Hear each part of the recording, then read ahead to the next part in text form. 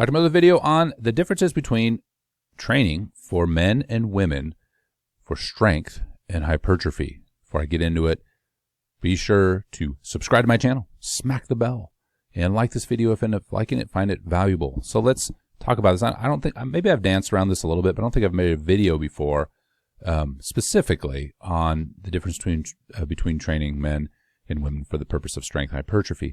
Now, what I'm going to propose here is something I've thought about for a long time, decade at least, and it's not going to hold true for all men and women, and I'll explain why. And it's also rooted in the scientific literature, but some of this is my opinion, so take as such. So my experience as a coach and my the research literature that is out there on differences between men and women in terms of training. So first, why are men and women different? Why would they need to be trained differently? And is there, hypertrophy and strength, we'll see that there's going to be different approaches between those two, and there's going to be some commonalities between men and women. But in general, women tend to be more type 1 fiber. Estrogen is more lipolytic. So if you put those two things together, and that's just those two variables, you see a more metabolic profile and strength profile that is towards endurance. Type 1 fibers are not as powerful. They're not as large as the type 2 fibers. And so you're going to see that disparity between strength, between men and women just in general. Then if you just look at the upper and lower extremities, women are usually around 50% weaker than men and 70% weaker in the lower body.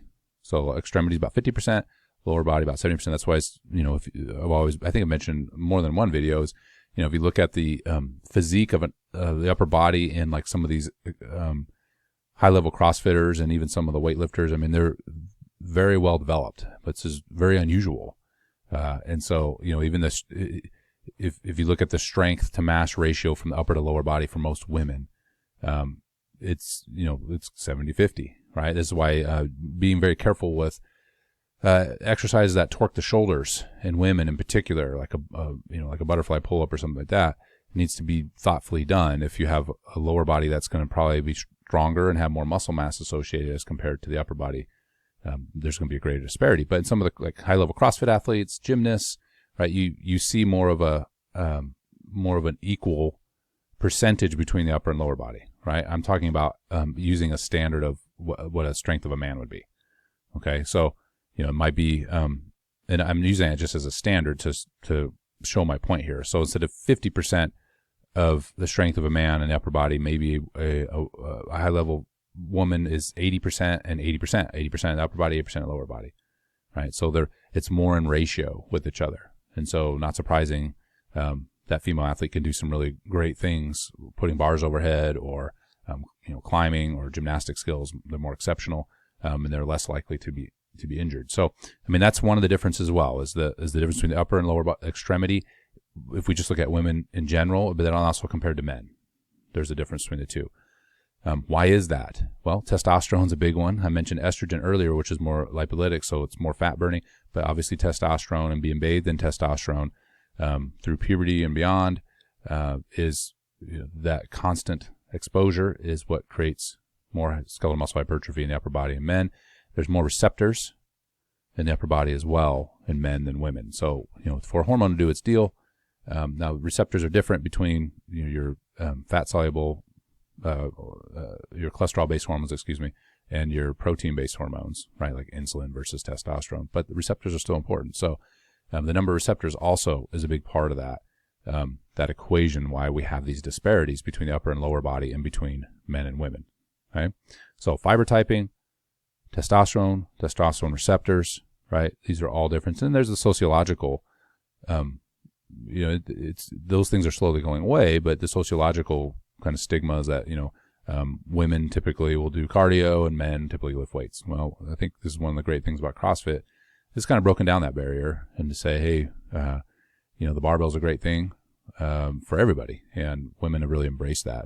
And we've seen some really impressive strength. Even looking at the Olympic style weightlifting numbers over the years, you see, numbers that were pretty much off the chart, not fathomable maybe 10 years ago. Now, 100 kilo clean and jerk for a woman, in any weight class, but especially kind of your mid-weight classes, not supers, was like, wow, that's really exceptional. And it's still a good lift, don't get me wrong, but now it's more commonplace. So, you're seeing that those strength levels rise. Okay, so I'm just trying to frame this like men and women are different. There are other differences as well. Women are more apt to have different anatomical structure in terms of skeletons as well. That doesn't mean, and there's always exceptions. There's exceptions between men and women. I mean, otherwise we wouldn't have elite athletes. Like it or not everybody is built the same. Not everybody has the same physiology. That's why I'm not in the NFL. My arms are too short and I'm way too slow. And I'm too short in general. So, I mean, we're all different. And so when we say men and women, certainly there's a continuum of differences within men and women. But overall, women are, if you haven't seen the video I did on just hand grip, I just use that as an example, but men, even an average male strength is still going to be superior. And I use that word, it carries a lot of heaviness, but I just mean it's just more than even a well-trained female athlete. That's just the reality of it. So what does this mean then in terms of strength and hypertrophy then, which was what the whole point of this was. I wanted to put some background in first. Let's talk about hypertrophy first. Hypertrophy is gaining skeletal muscle mass. Volume is the great driver of skeletal muscle hypertrophy for both men and women. The increase in volume is going to show up more with men typically for the very reasons I just gave. More type 2 fibers typically. Upper body is going to be a little bit harder for women to develop because there's just less muscle mass there because of the testosterone and less receptors and things I've profiled already and different fiber types I mentioned before. It doesn't mean women cannot gain skeletal muscle mass and strength in the upper body. But we're talking about hypertrophy, and they go together, right? If a bigger muscle will be a stronger muscle. Now, how you train will determine how strong that muscle is. So you can get a bigger muscle without as commiserate as strength increases you'd expect. So bodybuilders are still, like some of these super large buffaloes that walk around. I mean, they can move some weights, but they should be even stronger than they are, right? They're still strong. So point is, though, in terms of men, the difference between men and women, volume is the great driver between the two. There's no doubt about it. Now, another component of that, though, is failure. So one of the things that women do much better than men in general is recovery. And because of the same reasons I just told you, more type 1 fibers, estrogen is lipolytic, right?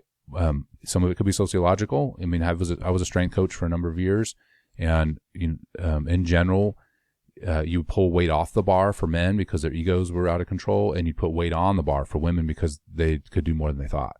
That didn't translate for everybody, but that was very typical, right? That's what you kind of battle against.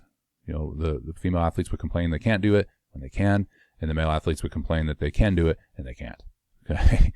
And so there's that component of it as well. But going to failure, though, for men and women is much different. Women, because they can recover better, women could go to failure more often than men. Okay. Some of it's just the reason I said is that women tend to underload the bar. If we're just looking at the perceptual load, men tend to overload it. And so you have that. Okay. Women, if they underload the bar, going to failure won't be as devastating as a male who's overloaded the bar and getting completely smashed against the rocks. Okay. The physiological, though, is a bigger deal, is that women will recover faster. If more type 1 fibers, more estrogen, and so forth, they should be able to recover faster. So women can go to failure more. Now, what does that mean? Am I advocating like going to failure in like a back squat? Not necessarily, because now you have technical issues and safety issues. So I'm not saying women should go to failure in these big compound movements that are a little bit more dangerous, like a deadlift, okay, or have higher likelihood of technique breakdown will lead to injury. But I am saying, and certainly some of the accessory exercises and things like that, women can go to failure. Okay, and I think it's one of the things that's happened in failure. CrossFit is CrossFit has pushed women to failure many times, and a lot of times not with good technique, and a lot of times with good technique. CrossFit's just dependent on the coach, like anything else. And so, but I think that's something to take away, is that while volume is the driver between men and women, men should go to failure less. Women should go to failure more. Okay, women should go to failure more in general when hypertrophy is the goal, and if the exercise allows for failure, without any sort of issues with technique, safety, etc. All right, so that's hypertrophy. Again, I'm separating hypertrophy and strength again, but they go together. I mean, it's not like they're completely separate from one another. Strength now, if we're just talking about improving a 1RM, okay, men and women, there are some differences, approaches I would take here as well. When it comes to failure, I'll just kind of start there since I ended there with hypertrophy. Sorry for all the bings in the background. Strength, for men especially, strength training should not be to failure. Okay, now I'm not talking about like 1RM attempts in the snatch, clean and jerk, or if you need, that's part of training of the barbell sport. But if it's just strength in general, leaving one at least, but if not two in the tank for strength is a good idea. Remember, strength is a little bit more sensitive to fatigue. Power is really sensitive to fatigue, but strength is sensitive to fatigue. And so the load is king in general with strength. Load is king. And so if you start ramping up fatigue to the point where you have to strip load, now you're starting to lose the stimulus for strength. You're looking more like a hypertrophy program. So if you're doing sets of 5, it'd be better to do an ascending pyramid, or if you're going to, do sets across, making sure that you have a load there that you can finish. Like that last set, you're not going to get 3 instead of 5. That's fatigue that's ramping up. Now, there are times maybe you want to do that, but for the most part, no. Okay? Now, women, I just mentioned before, women could go to failure more so with strength. I still would stay away from that for the same reasons and more from technical issues and safety issues, okay, and compound movements. I would stay away from strength. What I am going to talk about, though, moving away from failure a little bit, is the programming. So hypertrophy, you can, percent of 1RM, you could go up and down the spectrum, okay? Usually if you do sets that are below 8 reps, maybe 6, but 8 reps, you're going to have to do a lot of sets. Like if you're trying to get 30 reps, it'd be better to do some moderate to high rep sets. Man, that was a lot of emails. High rep sets. And so that makes sense to do in that range. You can go all up to 20 rep sets. And I think that's a good idea every once in a while. Okay. And I'll talk about even hypertrophy in a second. It'd be a good idea to go up and down, right? For men and women, run up and down that repetition range. Strength, typically under 6 reps is the range. Remember, load is king, and so volume is going to be lower. So there's an inverse relationship between those two.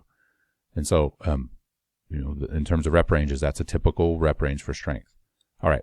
Now for men, again, going up and down that rep range in hypertrophy is a good idea. Probably spending more time in the 8 to 12, maybe 15 range. Certainly going up to 20 reps every once in a while, but spending more time in that mid-range. When it comes to strength, I'm using this, I have opinions on this, but this is also, there's research literature to support this as well, is that for strength gains for men, 80%, that range of 80%, so 80 to 89.5 is a sweet spot, especially 85%. This is why the old 5x5 has been around for so long, is that is a solid percentage of 1RM to get enough reps in to practice with the load and also to get stronger neurologically. So you have the neurological practice, and then you have enough time with the load that you actually see some hypertrophy as a result. So you're getting both. And again, look at my video on sarcoplasmic hypertrophy versus increasing myofibrils. So more actual cross bridging. You can watch that video on the different types of hypertrophy. But that percentage tends to be a sweet spot for men. That doesn't mean you don't go up into the 90s, or some 70s can be helpful, but for men, hanging out in that 80% zone for strength is a great idea. It's the sweet spot. So you can go up and down between 80 and 89.5, and you'll gain a lot of strength doing that. For women, again, I'm talking women average. I remember listening to like Lydia Valentin, who's an old weightlifter from Spain, and she did more of like a typical male program. But again, you're talking about an athlete that is outside, like it's probably 3 standard deviations outside of what the typical female strength athlete looks like. I mean, she was a multiple Olympian, gold medalist. I think she won a bronze too. I mean, just ridiculous athlete. So, we can always hold up exceptions and say, well, what about this? Okay. I said there's a spectrum of athletes, right? I'm talking about in general here. For women, what I suggest, and what's been a hypothesis of mine, is that women actually live in the extremes.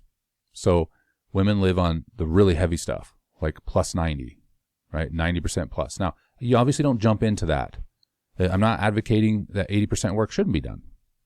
What I am saying, though, is that women might be better served to be in that upper percentage more. Okay? Might be in a percentage more. And then might be better served to be in the lower 80s into the 70s and getting more volume in more.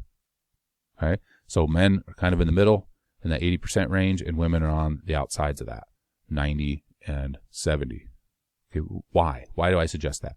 Well, men being more type 2 fibers, that tends to, that 80%, again, is enough exposure not to cause too much fatigue, but enough practice that it's a stimulus for hypertrophy, I mentioned before, neurological changes. But for women being typically more type 1, handling those heavier weights are helpful to put more tension on than is accustomed, and they can do more volume with that percentage as opposed to a man.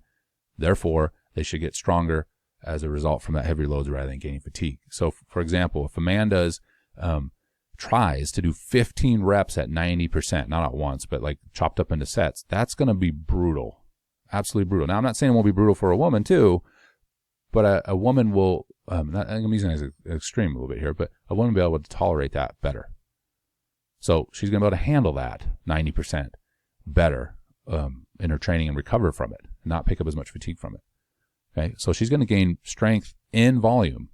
There's enough volume there that she's going to gain strength, but the load is just going to be a little bit heavier because she can recover from it. So I hope that makes sense, where a man has to pull the load down because the fatigue is just too high, where a woman can actually push a little bit harder and she won't get that same fatigue problem that a man would at 90%.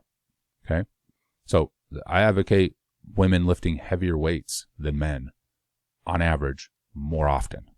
Okay? With a volume that isn't necessarily the same as 80%, but higher than would be normal for like a man. So if a man if you did 2 sets of 2 or 2 sets of 3, a woman might be able to do 4 sets of 3 or 5 sets of 2 at those heavier loads, maybe even more, depending on how experienced they are. So just something to consider. I'm not saying I'm right. It's just a trend I've seen over the years. And in employing some of this, it seems that women can indeed, on average, women can recover. There's women I've worked with that cannot. And so I'm just saying on average, it's a good idea. And then the lower percentages, why would I advocate, high 70s? Because of the volume. Women, again, can tolerate a lot of volume. And if you're talking about building skeletal muscle hypertrophy, okay, I'm not advocating doing 65%. What I am saying, though, in the 70s, high 70s and low 80s, is that, again, you can do a lot of that volume to gain mass. And I think we've seen that in CrossFit as well. Both of these things played out, heavy weights and kind of these moderate loads, maybe, even outside of the 80%, women can do those things, and that stimulates hypertrophy more so. Okay, and there's other things going on, like there's more growth hormone released from women than men. Growth hormone doesn't necessarily make muscles bigger, though. I know that's the traditional kind of view of that, but it builds connective tissue, right? So muscles get bigger that way. I don't mean that. I'm talking about the actual skeletal muscle tissue may actually get bigger, okay? But as part of that same process is the testosterone that is released is usually not through the ovaries. There's some release there, but not close to that amount of from the testes in the man, obviously. But through a different process, through androstenedione, women do get some testosterone increase, okay? And that high-intensity work may be part of that cycle, right? That cycle of improving testosterone. I'm not saying get the same amount of T as a man. I'm not advocating, but testosterone is very potent. And so even a seemingly small increase can make a difference. I'm also not saying testosterone is what it's all about, by the way. It's very important, especially over long periods of time. But, there's such a hyper focus on testosterone.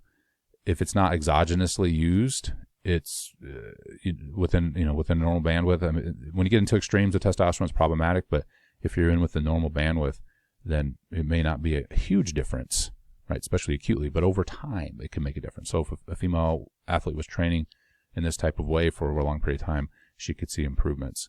What I'm saying is it's not going to happen like after 2 workouts, right? This is going to have to be something that's done over the long term. And again, that's why you've seen some of the physique changes in CrossFit, individuals doing CrossFit, is because this is a lot of what CrossFit does, is a lot of the big spectrum loading, heavy. It depends on the box, of course, but traditionally, I think CrossFit's taken more of what I've seen, more of a trend towards cardio type of work. But in the past, it's been, the barbell work has been more helter-skelter, more like undulating periodization type. And that, for a woman, I think is beneficial because she can recover from it. And those heavier loads can be tolerated at higher volume. So I think I'm talking in circles at this point, but I hope you kind of visualize. I should have put some slides together, but I put slides together many years ago. I proposed this in a graduate class that I taught. This is just my hypothesis. Again, the research literature supports that women go to failure more. Obviously, the physiology is the physiology. There's some great meta-analyses on like football players in the 80% range for men. I mean, look at historic training for men and programming. You can see some of this. I'm trying to give my references here. CrossFit was just a kind of a practical example of, you see these physique changes in women and strength changes in women. I think this could be a good strategy. If you're a man or a woman, in general, especially for strength, these are good strategies. If you're a coach or a trainer, give these a try. I mean, not like you're experimenting on people, but you might find that in your programming, again, I'm not advocating dropping 90% on a female or female athlete right away. You have to build up to that kind of loading. This is not for newbies. It's not for novices. I'm talking about people who are experienced enough to be able to handle a load over 90% and perform it technically proficiently. I'm also talking about compound movements. I'm not necessarily talking about biceps curls, okay? That could still stay in that moderate range for everybody. Moderate rep range, like 8 to 10. But what I am thinking, I should have made that clear at the beginning. I'm thinking like your pressing exercises, your squat, barbell squat work, deadlifting, things like that, right? And I'm assuming perfect technique when I say these things. So if somebody's, turtlebacking on a front squat at 9, trying to do two reps, 90%, and a female, and you're like, well, dude, you just said that she should be able to tell you. Well, you got to use your brain, and you still got to be able to execute the exercise, properly. But if strength is the focus in these compound movements, having more of this this wider range, spending more volume and wider range might be a good idea.